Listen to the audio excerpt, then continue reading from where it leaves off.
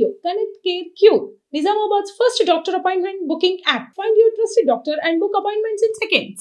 నీ ధర్మం గురించి, నీ దేశం గురించి, నీ భవిష్యత్తు గురించి 5 నిమిషాలు క్యూలో నిలబడి ఓటేయని సన్నాసులారా, ఎక్కడ మీకు ఛత్రపతి శివాజీకి స్మరించుకునే అదృష్టం మీకు ఎందుకు?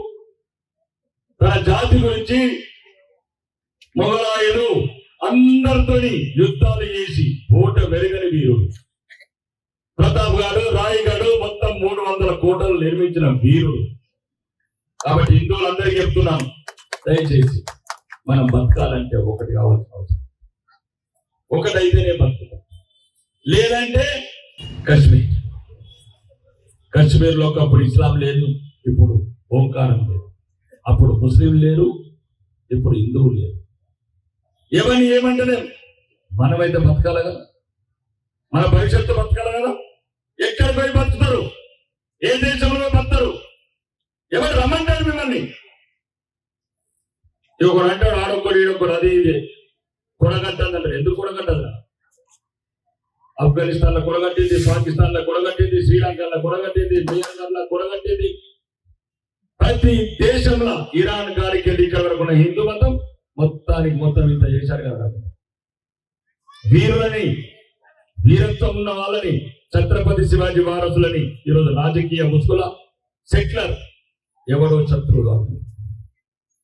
సెక్యులర్ సెక్యులర్ అన్నవాడే మనకు శత్రువు.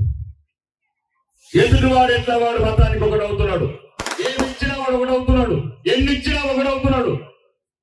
ఏమి ఇయ్యలేదని నేను ఉదాహరణ చెప్తాను. నిన్న కాక మొన్న 21 సంవత్సరాల బిడ్డని, ఐఏఎస్ ప్రిపేర్ అయిన ఆర్మూర్ల బిడ్డని నిలబెడితే సన్నాసులు హిందువులు కూడా ఒకటి.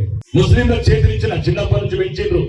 ఈ అమ్మాయి సివిల్ ప్రిపేర్ అవుతుంది, కన్న కూతురు కడుపులో పెంచిన బిడ్డ, మీరు కాపాడుకోండి అని ఇస్తే కసాయి విషం కక్కి వాళ్ళు ఎట్లనే విషం కక్కుతారు. ఈ హిందువులు 370 ఓట్లు ఉంటే 70 ఓట్లు వేశారు.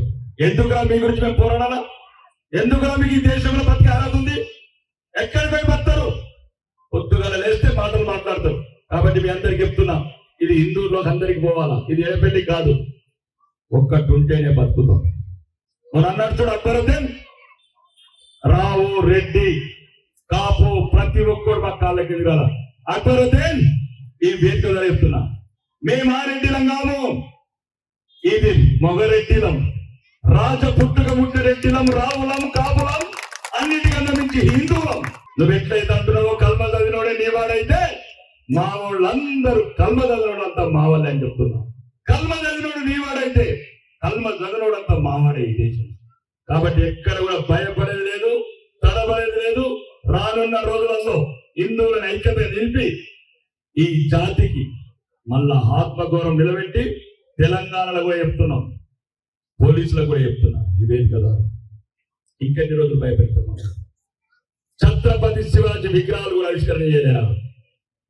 ఏమి ఛత్రపతి శివాజీ బీజేపీ? ఎందుకు అంత భయపడుతున్నారు ఛత్రపతి శివాజీని చూసి?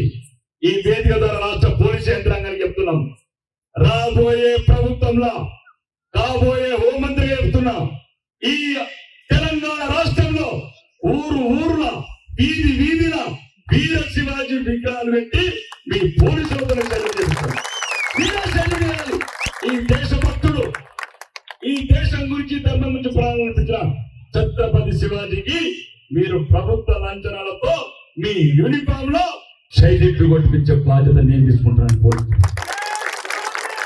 కాబట్టి ఒకటే చెప్తున్నాను, మన హిందువులం ఒకరికొకరు కలిసి బతుకుదాం, కలిసి కళలు పంచుకుందాం, కన్నీళ్లు పంచుకుందాం.